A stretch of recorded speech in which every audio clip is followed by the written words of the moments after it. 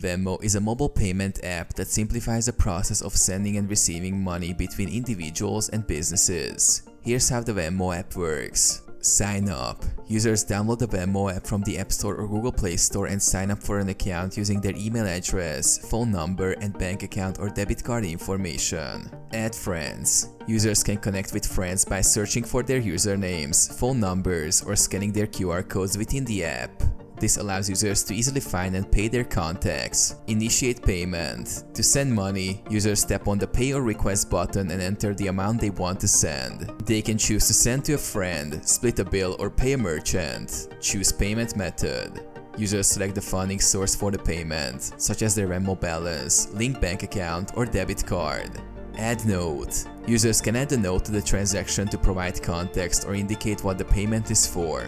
Confirm transaction.